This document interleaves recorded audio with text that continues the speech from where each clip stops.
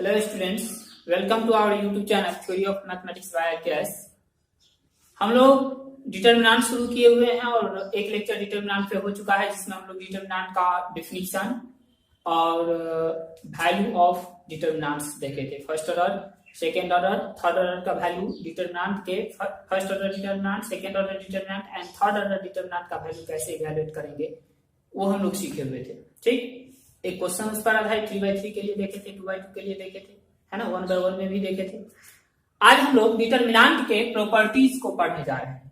Properties of determinants, properties of determinants, determinants के properties को पढ़ने जा रहे हैं। चलिए ध्यान से देखिएगा, क्योंकि प्रॉपर्टीज के मदद से ही जो भी डिटरमिनेंट में प्रूफ करने वाला क्वेश्चन होता है, सभी क्वेश्चंस को हम लोग प्रूफ करते हैं प्रॉपर्टीज के मदद से ही। ठीक, और यदि आप मैट्रिसेस का, जिसमें हम लोग एलिमेंट्री ट्रांसफॉर्मेशन पढ़े हुए थे मैट्रिसेस में, ठीक, स्क्वायर मैट्रिसेस या किसी भी मैट्रिक्स का एलिमेंट्री ट्रांसफॉर्मेशन, वो यदि जानते हैं तब प्रॉपर्टी में आपको कहीं कोई प्रॉब्लम होने वाला नहीं है।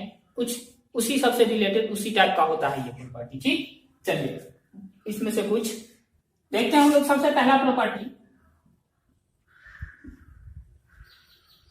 If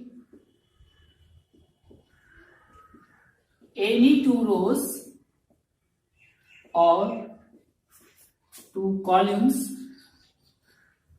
of a determinant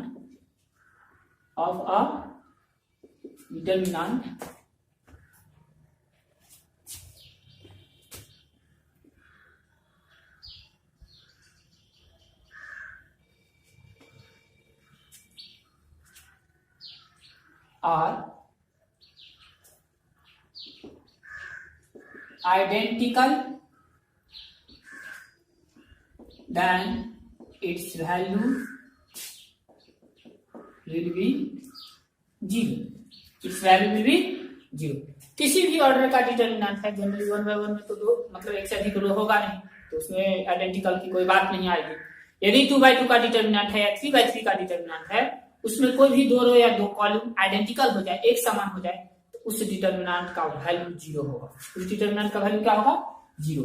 if any two rows और two columns of a determinant are identical, then its value will be 0। यदि किसी डिटरमिनेंट के कोई से भी दो रो या दो कॉलम आइडेंटिकल हो जाए तो उसका वैल्यू क्या होगा? 0 होगा। चलिए एग्जांपल देखते चलते हैं। यदि डेल्टा है A B C D E F A B C, ठीक, फर्स्ट रो और थर्ड रो आइडेंटिकल है, ठीक, तो इसका वैल्यू क्या होगा? 0 होगा, फर्स्ट प्रॉपर्टी से। ठीक है ना। क्या हम लोग प्रॉपर्टी देख रहे हैं कि किसी भी डिटरमिनेंट के कोई से भी दो रो या दो कॉलम आपस में आइडेंटिकल एक समान हो जाए तो उस डिटरमिनेंट का वैल्यू क्या होगा? 0। ठीक, चलिए दूसरा प्रॉपर्टी है, if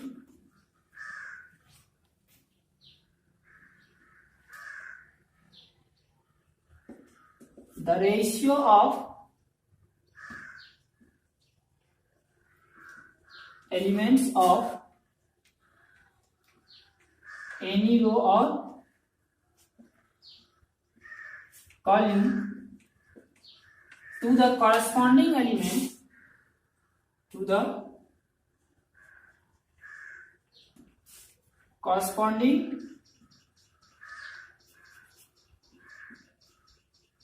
elements of other row or column is constant, then its value will be 0. If the ratio of elements of any row or column to the corresponding elements of other row or column is constant, किसी भी determinant में एक रो के elements का ratio दूसरे रो के संगत elements के साथ निकालेंगे और वो कांस्टेंट आए, उसका वैल्यू क्या होगा? 0 होगा। किसी भी डिटरमिनेंट के एक कॉलम के एलिमेंट्स का रेशियो दूसरे किसी कॉलम के कॉरस्पॉन्डिंग एलिमेंट्स के साथ निकालते हैं, संगत एलिमेंट्स के साथ निकालते हैं, और वो यदि कांस्टेंट आता है तो उस डिटरमिनेंट का वैल्यू क्या होगा? जीरो। हमें वैल्यू कैलकुलेट करने, उसको एक्सपेंड करके निकालने की आवश्यकता नहीं है, डायरेक्ट हम लोग जीरो लिखेंगे।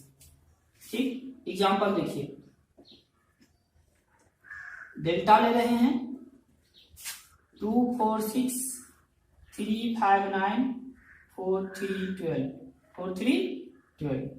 ठीक है, इसका वैल्यू जीरो होगा। कैसे जीरो होगा? 2/6,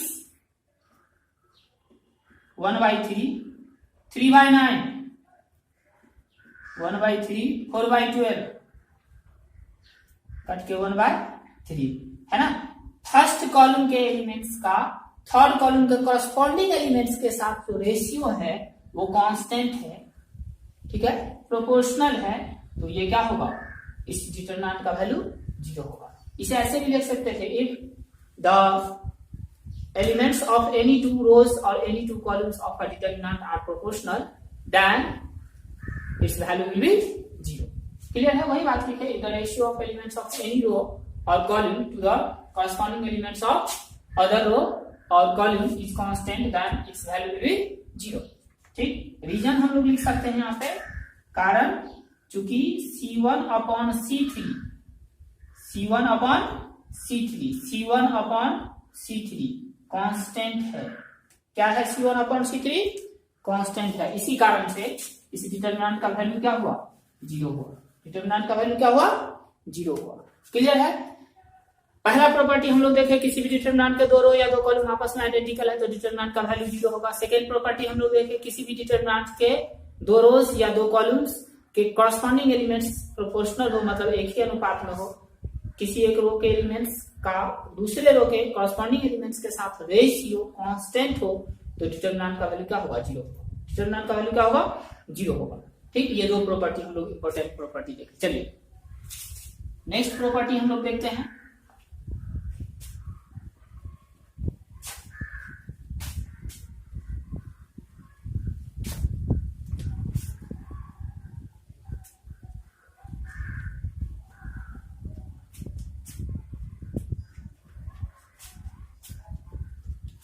थर्ड है, if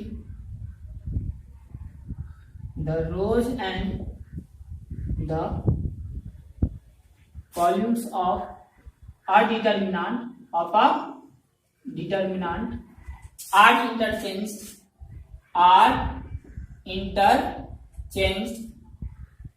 then its value remains same. यदि किसी भी डिटरमिनेंट के रोज और कॉलम को आपस में इंटरचेंज कर देते हैं तो उसका वैल्यू सेम रहता है, वैल्यू पे कोई प्रभाव नहीं पड़ता है। जैसे कि देखिए डेल्टा, एग्जांपल डेल्टा लिए हम लोग 1 1 1 A B C A square B square C square, है ना। रो को कॉलम में इंटरचेंज कर देते हैं तो ये हमें प्राप्त होगा क्या चीज? 1 1 पहला रो पहला कॉलम हो गया, ए बी सी, और तीसरा रो तीसरा कॉलम में कन्वर्ट कर दिए बी स्क्वायर सी स्क्वायर, है ना। इसका वैल्यू और इसका वैल्यू सेम ही आएगा, इक्वल करके लिखते हैं। ठीक है, कोई प्रभाव नहीं पड़ेगा। ठीक, चलिए किसी भी डिटरमिनेंट के रोज और कॉलम को आपस में इंटरचेंज करने के कहने का मतलब किसी स्क्वायर मैट्रिक्स का डिटरमिनेंट और उसके ट्रांसपोज का डिटरमिनेंट दोनों इक्वल होता है। ठीक, आप एरो देकर के इस चीज को लिख सकते हैं, दैट इज ए का डिटरमिनेंट इक्वल होता है ए के ट्रांसपोज का डिटरमिनेंट। ठीक है, ये जहां स्क्वायर मैट्रिक्स होना चाहिए। फोर्थ प्रॉपर्टी है हमारा, इफ एनी टू रोज और two columns of a determinant are interchanged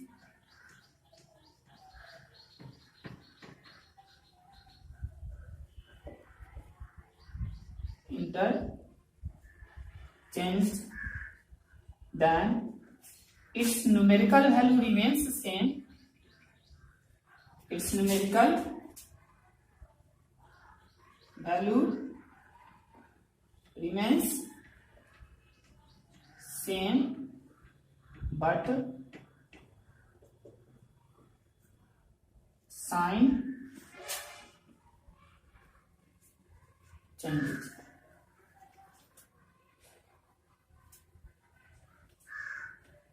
if any two rows और two columns of a determinant are interchange, यदि किसी डिटर्मिनेंट के कोई से भी दो रो या दो कॉलम को आपस में इंटरचेंज करते हैं, अदला बदली करते हैं, then its numerical value remains same, उसका न्यूमेरिकल वैल्यू सेम रहता है, बट साइन चेंजेस, लेकिन साइन बदल जाता है, साइन बदल जाता है। देखिए एग्जांपल,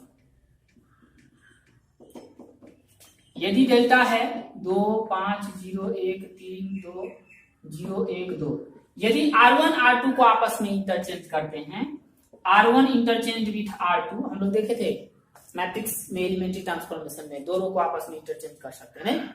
उसी प्रकार से यदि R1 को R2 के साथ इंटरचेंज करते हैं तो इसका न्यूमेरिकल वैल्यू नहीं चेंज करेगा, 1 3 2 हो जाएगा, और R2 चला जाएगा R1 के जगह पर, R2 के जगह पर R1 आ जाएगा 2 5 and 0, this is 5 0 1 and 2।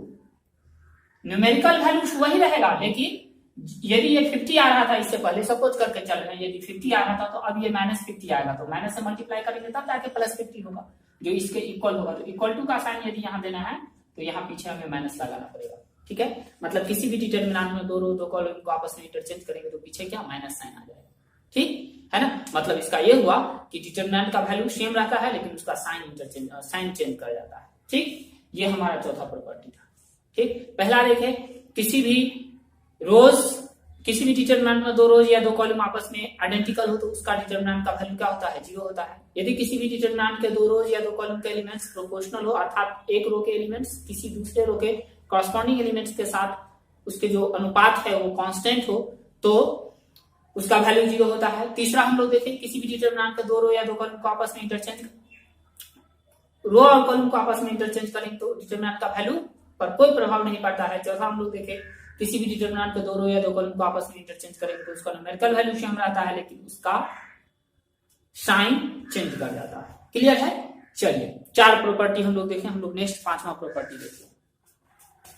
Fifth property है दो डिटर्मिनेंट को जोड़ते कैसे, ठीक है ना। दो डिटर्मिनेंट को जोड़ने के लिए कंडीशन है, दो डिटर्मिनेंट को हम तभी जोड़ सकते हैं जब दोनों डिटर्मिनेंट्स के दो रोज या दो कॉलम, यदि 3x3 का डिटर्मिनेंट्स, ठीक, तो उसके करस्पॉन्डिंग दो रोज और दो कॉलम्स क्या हो, या दो कॉलम्स क्या हो, आइडेंटिकल, क्या हो, आइडेंटिकल। तो जोड़ को उल्टा लेकर चलते हैं, जोड़ के फॉर्म में तोड़ते हैं एक डिटर्मिनेंट को। देखिए कैसे तोड़ते हैं। यदि delta a plus alpha b plus beta c plus gamma d e f g h i है, डिटर्मिनेंट के एक रो का सभी एलिमेंट्स सम के फॉर्म में है, 2 नंबर्स के सम के फॉर्म में है, तो उस रो के अबाउट उस डिटर्मिनेंट को दो डिटर्मिनेंट के सम के रूप में लिख सकते हैं, ठीक है ना। देखिए कैसे लिखेंगे, तो जो रो सम के रूप में नहीं है वो जो का तो रहेगा, जो सम के रूप में है उसका फर्स्ट कंपोनेंट पहले डिटर्मिनेंट में लेंगे, a b c d e f g h i, और सेकेंड कंपोनेंट, सेकेंड बीच में प्लस है सब में तो प्लस साइन दिए, माइनस होता तो माइनस साइन लेके अल्फा बीटा गामा, और सेकेंड थर्ड रो जो का तो रहेगा D E F G H आई।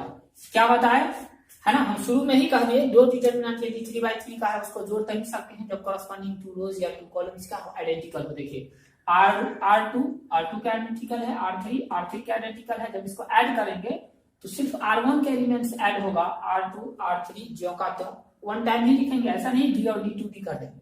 डिटर्मिनेंट में ऐसा नहीं होता है, मैट्रिक्स के सम और डिटर्मिनेंट के सम में डिफरेंस है। वैसे डिटर्मिनेंट का सम हमें बहुत कम ही चांसेस है करने का, ठीक। हम लोग जनरली सम के फॉर्म में एलिमेंट्स डिटर्मिनेंट के किसी एक रो या किसी एक कॉलम या किसी दो रो या तीनों रो के सभी एलिमेंट्स प्लस के फॉर्म में होता है, तो उसे हम लोग तोड़ करके दो डिटर्मिनेंट के सम के रूप में ले जाते हैं, ठीक। 4 डिटर्मिनेंट 8 डिटर्मिनेंट के सम के रूप में ले जाते हैं, ठीक है। हमें इस तरह से जोड़ने की आवश्यकता कहीं नहीं होती है जनरली, ठीक है। तो जो एलिमेंट सम के रूप में था, जिस रो का एलिमेंट उस रो के बाद दो डिटर्मिनेंट के सम के रूप में इसको हम लोग एक्सप्रेस करते हैं, ठीक। इसी में और यदि रहता, ये पहला एग्जांपल है, एग्जांपल ही समझिए इसको। दूसरा, यदि ई डेल्टा मान लीजिए रहता a plus alpha B plus X C D plus beta E plus Y F G plus gamma H plus Z and I. C1 के भी एलिमेंट सम के रूप में और C2 के भी एलिमेंट सम के रूप में है। तो यहाँ पे हम पहले इसके अलावा इसको दो पार्ट में तोड़ेंगे। C1 के अलावा देखिए क्या होगा, A D G B plus X E plus Y और H plus Z C F I, ठीक है, प्लस, है ना। फर्स्ट कंपोनेंट C1 के अलावा भी तोड़ रहे हैं इसे। अब सेकेंड कंपोनेंट लिखेंगे, alpha beta gamma B plus X E plus Y और H plus Z C F और आई। अब फिर इसमें भी C2 के अलावा तोड़ते हैं, इसको भी C2 के अलावा दोनों को तोड़ना है, ठीक है। C1 के अलावा तोड़े इसको तो C2 और C3 जो कहते हैं उतारे, ठीक। अब C2 के अलावा दोनों को तोड़ रहे हैं तो दोनों का जो C1 C3 है वो जो कहते उतरेगा, ठीक। A D G B E H C F I plus, अब एडीजी जो कहते रहेगा second component X Y Z और सी एफ आई। अब सेकेंड पार्ट भी इसमें भी उसी तरह से तोड़ना है, alpha beta gamma B E H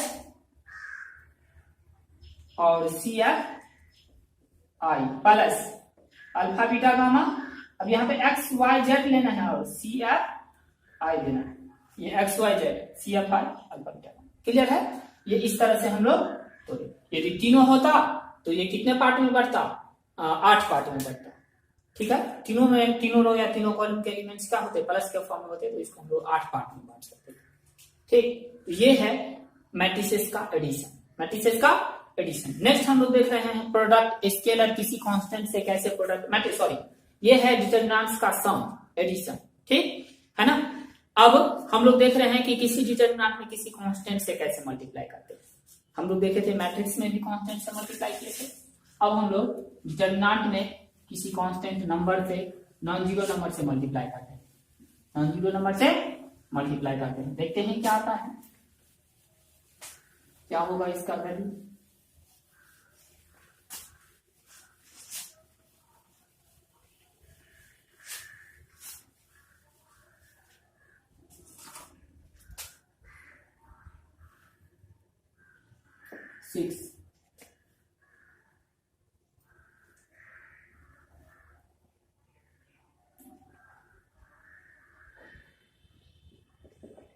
multiplication by non zero number, ठीक। देखिए यदि डेल्टा हम लोग लेते हैं A B C D E F G H I और किसी हमें के डेल्टा निकालना है, क्या निकालना है, के डेल्टा। हम लोग क्या देखे थे कि मैट्रिक्स में के से जब मल्टीप्लाई किए थे तो मैट्रिक्स के हर एलिमेंट में मल्टीप्लाई हो गया था, लेकिन डिटरमिनेंट में ऐसा नहीं होगा। डिटरमिनेंट के किसी एक रो या किसी एक कॉलम में मल्टीप्लाई होगा, किसी एक रो या किसी एक कॉलम में मल्टीप्लाई होगा। देखिए के से मल्टीप्लाई किया, अब जरूरत है मान लीजिए हमको फर्स्ट रो में मल्टीप्लाई करने का, तो के ए के बी के C D E F G H I यही रहेगा, ठीक। यदि मान लीजिए एल एम एन डेल्टा निकाल रहे हैं और हमें आवश्यकता है पहला रो को एल से मल्टीप्लाई करने का, दूसरा रो को एम से और तीसरा रो को एन से, तो कर सकते हैं। एल एम एन से मल्टीप्लाई किए, L A L B L C M D M E M F N N G N H N I. मतलब ये हुआ कि डिटरमिनेंट में किसी कांस्टेंट एक नंबर से मल्टीप्लाई करते हैं नॉन जीरो नंबर से, तो किसी एक रो या किसी एक कॉलम के हर एलिमेंट में मल्टीप्लाई होगा, न कि डिटरमिनेंट के सभी एलिमेंट में, ठीक। किसी एक रो या किसी एक कॉलम के सभी एलिमेंट में हमें क्या करना है, मल्टीप्लाई करना है, सभी एलिमेंट में मल्टीप्लाई नहीं करना है, ठीक। चलिए ध्यान रखेंगे, इसका मतलब ये कि डिटरमिनेंट में जब कभी किसी एक रो से कुछ कॉमन आ रहा हो, किसी एक कॉलम से कुछ कॉमन आ रहा हो, तो निश्चित रूप से हम ले सकते हैं उस चीज को कॉमन, ठीक। चलिए हमारा 7th प्रॉपर्टी और बहुत ही इंपॉर्टेंट प्रॉपर्टी है, जिससे हम लोग मैक्सिमम सवाल को सॉल्व करेंगे, क्वेश्चंस को प्रूव करने वाले क्वेश्चंस को सॉल्व प्रूव करेंगे। देखिए, किसी भी रो में, है ना, किसी भी रो में R1 में आप R2 को R3 को ऐड करके लिख सकते हैं, कोई फर्क डिटरमिनेंट के वैल्यू पे नहीं पड़ने वाला है। ठीक, जो एलिमेंट्री ट्रांसफॉर्मेशन में थर्ड ट्रांसफॉर्मेशन देखे थे बस वही है 7वां प्रॉपर्टी। मैट्रिसेस के एलिमेंट्री ट्रांसफॉर्मेशन में जो थर्ड ट्रांसफॉर्मेशन था हमारा, वही क्या है, इसका डिटरमिनेंट का 7th प्रॉपर्टी। ठीक, किसी भी रो में आप दूसरे रो को घटा सकते हैं, किसी भी रो में आप दूसरे रो को 2 से या किसी भी नॉन जीरो नंबर से मल्टीप्लाई करके घटा सकते हैं, किसी को जोड़ सकते हैं। ठीक, R1 में आप R1 प्लस R2 करके सिर्फ लिख सकते हैं। ठीक है, ETC। Similarly in column, similarly in column, column में भी सेम ट्रांसफॉर्मेशन कर सकते हैं। ठीक है, कॉलम में भी सेम ट्रांसफॉर्मेशन कर सकते हैं। ठीक, ये हमारा 7th प्रॉपर्टी, ये हमारा क्या है, 7th डिटरमिनेंट का 7th प्रॉपर्टी कुछ और नहीं, जो हम लोग एलिमेंट्री ट्रांसफॉर्मेशन देखे थे, वो जो थर्ड ट्रांसफॉर्मेशन था वही है। मतलब किसी भी एक रो के एलिमेंट्स में दूसरे रो या तीसरे रो के कॉरस्पॉन्डिंग एलिमेंट्स को जोड़ करके घटा करके लिख सकते हैं, किसी नॉन जीरो नंबर से मल्टीप्लाई करके कॉरस्पॉन्डिंग एलिमेंट्स को उस एलिमेंट्स में जोड़ करके घटा करके लिख सकते हैं। डिटरमिनेंट के वैल्यू पर कोई प्रभाव नहीं पड़ेगा। ठीक, खाली हमें यह ध्यान रखना है कि जिस रो में ट्रांसफॉर्मेशन कर रहे हैं उस रो के एलिमेंट्स को किसी नंबर से मल्टीप्लाई नहीं करना है। यदि मल्टीप्लाई करेंगे तो बाहर डिटरमिनेंट में डिवाइड में भी नंबर को रखना पड़ेगा। ठीक, चलिए, यदि अपने तरफ से मल्टीप्लाई कर रहे हैं तो ये हमारा 7 प्रॉपर्टी था, बहुत ही इंपॉर्टेंट प्रॉपर्टी है। ये भी हम लोग ध्यान में रखेंगे कि किसी भी डिटरमिनेंट के एक रो या एक कॉलम का सारा एलिमेंट 0 हो जाए तो ऑटोमेटिकली डिटरमिनेंट का वैल्यू क्या हो जाएगा, 0 हो जाएगा, क्योंकि उसके अलावा हम एक्सपेंड करेंगे और 0 गुने फिर जो 2/2 का डिटरमिनेंट आएगा 0 ही होगा, जो हम लोग सीखे हुए थे पहले। ठीक, चलिए, प्रॉपर्टी में एक क्वेश्चन हम लोग लेकर के चलते हैं, बहुत ही प्रॉपर्टी को लगा करके हम लोग सॉल्व करेंगे। देखिए,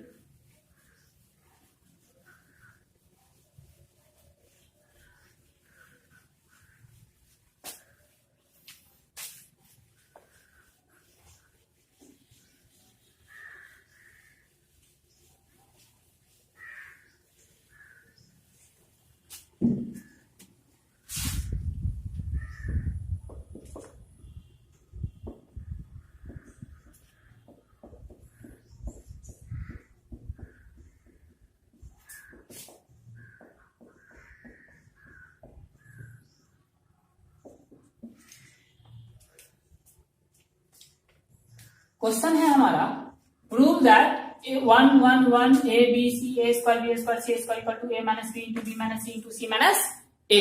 प्रूफ करना है। ठीक है, कैसे प्रूफ करेंगे, चलिए पहले कुछ मेरे बातों पे एकदम कॉन्सेंट्रेट होकर के ध्यान दीजिएगा, जो बोल रहे हैं, है ना, ध्यान देकर के इसको समझने का प्रयास करना है। डिटरमिनेंट में जो प्रूफ करने वाला क्वेश्चन होगा, 2 तरह का क्वेश्चन आएगा। एक जिसमें अलजेब्राइक कुछ एक्सप्रेशन होगा राइट साइड में फैक्टर के फॉर्म में, किस फॉर्म में, तय है फैक्टर के फॉर्म में ही रहता है, मैक्सिमम 99% केसेस में फैक्टर के ही फॉर्म में रहेगा। और दूसरा कि RHS 0।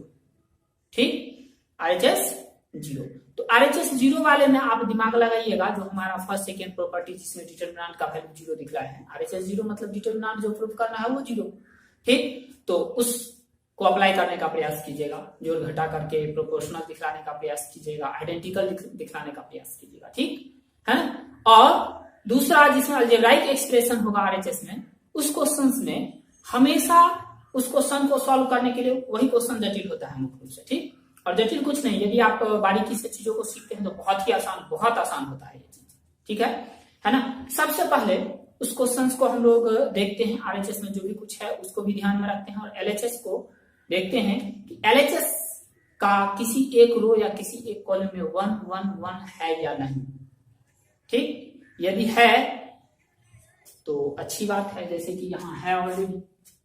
सॉल्यूशन में हम लोग LHS लिखेंगे 1 1 1 a b c a square b square c square.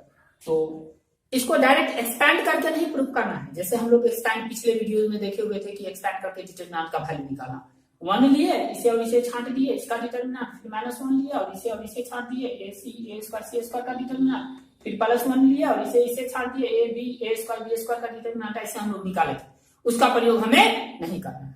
ठीक करिएगा तो फिर इस गुणनफल को प्राप्त करना कठिन होगा जो प्रूफ करने वाला है। अब क्योंकि प्रूफ करने वाला है तो ये लाना ही है हमें, हम एक्सपैंड करके छोड़ नहीं सकते। ठीक, इसीलिए हम इसका पैटर्न होता है कि सबसे पहले किसी एक रो, जनरली पहला रो और पहला ही कॉलम, तो पहला रो या पहला कॉलम को एक एक एक बनाइए यदि नहीं है तो। ठीक, कैसे बनाएंगे? तो R1 में R2 R3 को जोड़ करके बनाया जा सकता है। ठीक है ना, कई बार जोड़ेंगे तो आप कहिएगा जोड़ेंगे तो कुछ और आ जाएगा, तो देखिएगा कि जोड़ने पर एक जैसा एलिमेंट आएगा पहला रो में, जिसे कॉमन ले लेंगे। जब ये एक जैसा एलिमेंट आया एक रो में तो उसको कॉमन लिया जा सकता है, कॉमन ले लेंगे तो 1 1 1 बचेगा। ठीक, इस तरह से पहला रो और पहला कॉलम को, या पहला रो या पहला कॉलम को हम लोग एक एक एक कर लेंगे। इसके पश्चात हम लोग यदि रो में आया है, यहां पे एक चीज और, हम लोग रो ट्रांसफॉर्मेशन और कॉलम ट्रांसफॉर्मेशन दोनों एक साथ एक ही सवाल में कर सकते हैं। एलिमेंट्री ट्रांसफॉर्मेशन में इनवर्स निकालने के क्रम में हम लोग रो में करना शुरू किए थे तो रो में ही करते रहे थे, कॉलम में अप्लाई नहीं किए। कॉलम में शुरू किए तो कॉलम में ही करते रह गए, रो में अप्लाई नहीं किए। लेकिन डिटरमिनेंट में ऐसी कोई बात नहीं है, एक ही सवाल में फर्स्ट स्टेप में रो ट्रांसफॉर्मेशन, सेकेंड स्टेप में कॉलम ट्रांसफॉर्मेशन। ठीक, चलिए तो हम लोग कॉमन ले लेंगे और यदि रो में 1 1 1 लाए हैं तो C1 में से C2, अगले स्टेप में C1 में से C2 को घटाएंगे और C2 में से C3 को घटाएंगे, ऑटोमेटिकली ये C1 C2 का जो पहला एलिमेंट 1 1 है वो 0 हो जाएगा। ठीक, और जिस रो या जिस कॉलम में हम 0 लाए हैं उसी रो या उसी कॉलम के अलाउंग एक्सपेंड करेंगे डिटरमिनेंट को और तब एक्सपेंड करके 0 लाएंगे। ठीक, और जो भी कॉमन आने वाला हो पहले उसको कॉमन ले लेंगे। ठीक, चलिए देखिए 1 1 1 ऑलरेडी है, रो में 1 1 है तो हम लोग C1 में से C2 को घटा देते हैं, C2 में से C3 को घटा देते हैं। C1 tends to C1 minus C2 and C2 tends to C2 minus C3। कौन सा प्रॉपर्टी? 7th प्रॉपर्टी जो अभी जस्ट पढ़े हैं। 7th प्रॉपर्टी में लिखा किसी भी रो में किसी दूसरे रो के एलिमेंट्स को जोड़ सकते हैं, घटा करके लिख सकते हैं, वही काम कर रहे हैं। पर्पस है इन दोनों को 0 करना। ठीक, C1 में से C2 को घटाएंगे, 1 में से 1 क्या 0, A में से B घटाए A minus B, A square में से B स्क्वायर घटाए A square minus B square, 1 में से 1 घटाए 0, B में से C घटाए B minus C, B square में से C स्क्वायर घटाए B square minus C square, C3 जो का 1C and C square.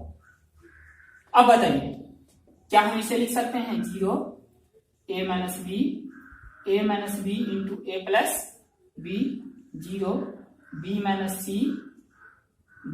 C into B plus C, 1C and C square. अब बताइए 0 में से कुछ भी कौन, 0 गुने B minus A minus B लिख सकते हैं, 0 गुने B माइनस C लिख सकते हैं।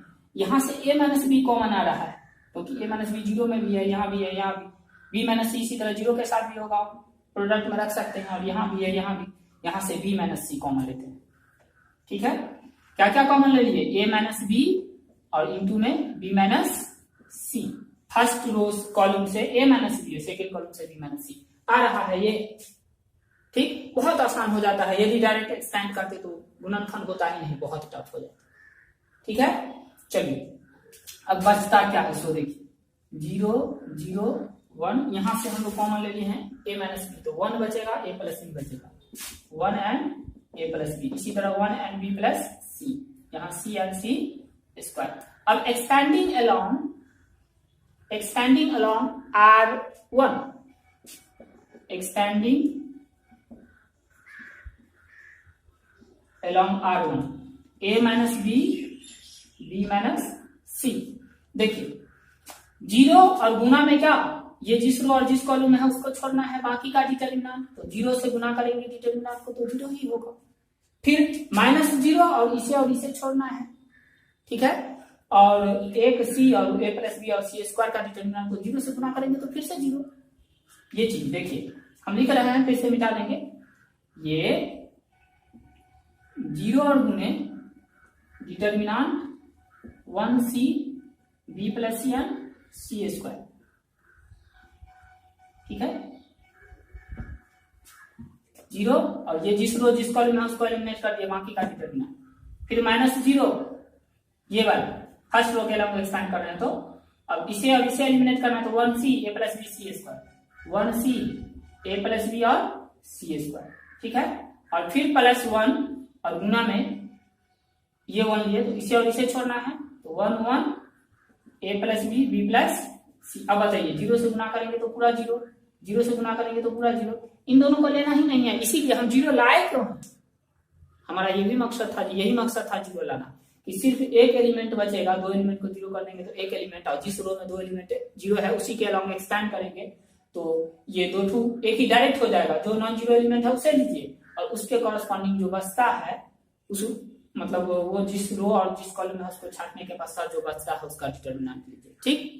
चलिए, इसे लेने की आवश्यकता नहीं है, क्यों नहीं है? स्पष्ट हुआ, 0 से गुना करने पर 0 ही आएगा, ठीक, कोई फर्क नहीं पड़ने वाला। तो सिर्फ और सिर्फ हम लोग जो नॉन जीरो एलिमेंट है हमारा वही लेना है, 1 1 a plus B B plus C, ये 1 लिए और इसे छाटने के पश्चात जो बचा उसका डिटरमिनेंट। देखिए a minus B B minus C और ये b प्लस सी, माइनस में a माइनस में b, b से b कैंसिल, तो a minus b minus C and c minus a। आगे आ रहे क्या? फिर इस तरह से हम लोग क्या किए, क्वेश्चंस को प्रूफ किए। बहुत इजी है, आप पहले जो भी कुछ हम जो प्रॉपर्टी पर है, प्रॉपर्टी को बारीकी से 2 बार 3 बार उसको रिवाइज करेंगे बेहतर ढंग से, और रिवाइज करने के पश्चात आप इसको बनाने का प्रयास करेंगे। इसमें ये ऐसा पार्ट है जिसमें जब तक आप प्रैक्टिस नहीं कीजिएगा तब तक आपसे क्वेश्चन बनेगा नहीं, ठीक। आज चूंकि प्रॉपर्टी के साथ हम लोग गए थे तो एक ही एग्जांपल हो सका, नेक्स्ट वीडियो में हमें तो सिर्फ क्वेश्चन ही अब देखने हैं इस पर, और इस पर 2-3 क्लास चलेगा, 2-3 वीडियो होगा, और तो उसमें हम लोग क्वेश्चंस को देखेंगे जितना ज्यादा से ज्यादा संभव हो सके। और आप बहुत इंटरेस्टिंग है ना, आप 1 से 2 वीडियो इसका और देखिएगा तो निश्चित रूप से खूब सवाल बनेगा आपसे, ठीक, क्योंकि इसके कुछ खास पैटर्न जो आपको हम बोले फिर नेक्स्ट वीडियो में उसको रिपीट करेंगे। जैसे कि प्रूफ करने वाला अलजेब्राइक एक्सप्रेशन है राइट में, तो लेफ्ट वाले डिटरमिनेंट को लेकर के चलना होता है। हमारा पर्पस होता है कि डिटरमिनेंट के किसी एक रो या किसी एक कॉलम में एक लाना, ताकि 2 जीरो हमें आसानी से प्राप्त हो सके घटा करके, ठीक, जैसे इसमें किए है ना। एक है तो ठीक है, नहीं है तो हम लोग क्या करते हैं कि एक रो में पहले रो में दूसरे रो को जोड़ते हैं, घटाते हैं, इसी तरह से करके आइडेंटिकल एलिमेंट, एक समान एलिमेंट प्राप्त करते हैं किसी एक रो में, और उसको कॉमन ले करके, जैसे ही कॉमन ले लिए उसको जो आइडेंटिकल है उसको कॉमन ले लिए तो क्या बचेगा, 1 1 1 बचेगा, और फिर जो जिस प्रोसेस से इसको सॉल्व किया उसी प्रोसेस से सॉल्व करते हैं। जब हम 4-5 क्वेश्चन इसमें देखेंगे तब आप बेहतर ढंग से उसको समझ पाएंगे और बना पाएंगे, ठीक।